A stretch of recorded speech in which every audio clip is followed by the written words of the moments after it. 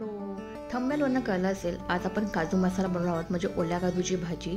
तर चला सुरुवात करूया. जास्त काही सामान लागणार नाही. इथे मी ओलं खोबरं घेतलेलं आहे, त्याचबरोबर एक बटाटा घेतला आहे, लसूण घेतलेला आहे, एक कांदा घेतला आहे मीडियम साईजचा, कोथिंबीर, मिरची, कढीपत्ता, 2 छोटे टमॅटो आणि हे आपलं घरातले मसाले. हे घरातला लाल तिखट आहे, त्याचबरोबर गरम मसाला, धणे पावडर, एव्हरेस्टचा लाल तिखट आणि थोडीशी हळद. चला मग सुरुवात करूया. सर्वप्रथम आपण ह्याचं वाटप करून घेऊया. आज मी मसाला भाजून घेणार आहे, तर त्याप्रमाणे मी थोडंसं तेल घेतलेलं आहे, खोबरं घेतलेलं आहे, मिरची टाकते थोडीशी आणि कांदा. हे थोडंसं लालसर होईपर्यंत आपण ह्यांना भाजून घेऊया.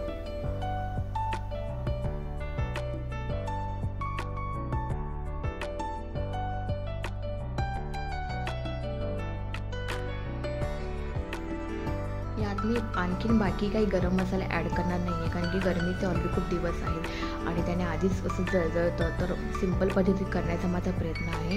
ह्यात मी थोडेसे टॅमॅटो, म्हणजे एक अख्खा टॅमॅटो आणि लसूण ॲड करते आहे.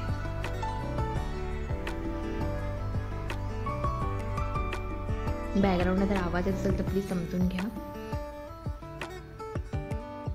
हे छानसं भाजून घेतल्यानंतर ह्याचं मी वाटप करून घेणार आहे. चला मग आता आपल्या भाजीला आपण सुरू करूया. इथे मी 2 ते 3 चम्मच तेल घेतलेलं आहे. फोडणीसाठी मी कांदा घेते. जो मी अशी एक कांदा घेतला होता ना, त्यातलंच थोडंसं मी ठेवलं होतं आणि हा नंतर एक टमॅटो ॲड करते. कांदा लाल भाजून झाल्यानंतर ह्यात मी टमॅटो ॲड केलाय. हा पण आपण छान परतून घेऊया.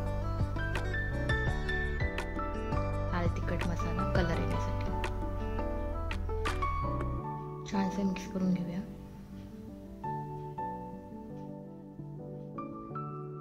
यात मी काहीही खडे मसाले वापरलेले नाहीये. मी सिंपल सोपर करण्याचा प्रयत्न केलेला आहे. जसं माझं तुम्हाला नेहमी बोलणं असतं की जास्त थाटू नको, आपल्याला सिंपलच करायचं आहे. तर हे जे आपलं वाटप आपण बनवलं होतं ते आपण ह्यामध्ये ॲड करून घेऊया.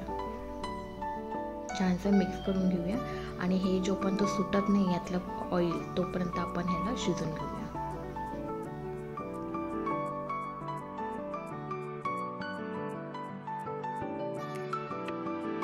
आता हे जे आपले मसाले ते आपण ॲड करून घेऊया ह्याच्यामध्ये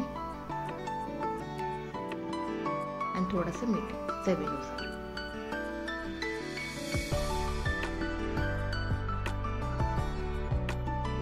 छान सुटलेला आहे, मतलब तो रेडी आता शिजला आहे. आणि ह्यामध्ये मी आता बटाटे ॲड करते. बटाटे ऑप्शनल आहे.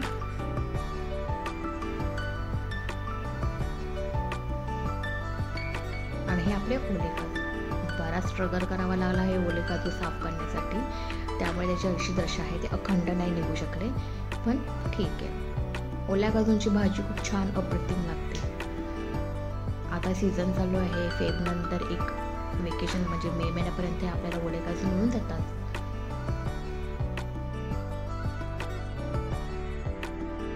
थोडीशी कोथिंबीर ॲड करून आता ह्याला मी थोडा वेळ झाकण लावून शिजू देणार आहे, जेणेकरून जो काजूचा टेस्ट आहे ही त्यात उतरावी म्हणून. छानसं तेल सुटते म्हणजे ऑलमोस्ट आपली भाजी रेडी झालेली आहे. हे तुम्ही अशी खाऊ शकता. पण जर तुम्हाला ग्रेव्ही काइंड ऑफ करायचं असेल तर आपण यात पाणी ॲड करायचं आहे. मला थोडीशी ग्रेव्ही हवी आहे, ओली भाजी हवी आहे, त्यात मी यात पाणी ॲड करून घेते. तुम्हाला किती लिक्विडी ठेवायचं आहे त्याप्रमाणे तुम्ही ते ह्याची पाणी ठेवू शकता. अजून तिखट लागावी त्यासाठी मी थोडासा अजून मसाला ॲड करते त्याच्यामध्ये. त्याचबरोबर कोथिंबीर वरतून ॲड करते.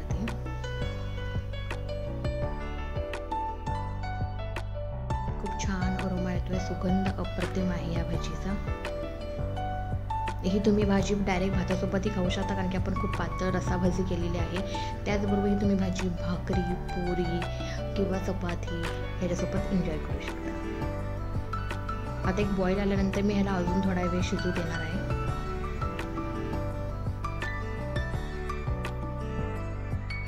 छानसा वरती कट सुद्धा आलेला आहे. भाजी अप्रतिम झालेली आहे.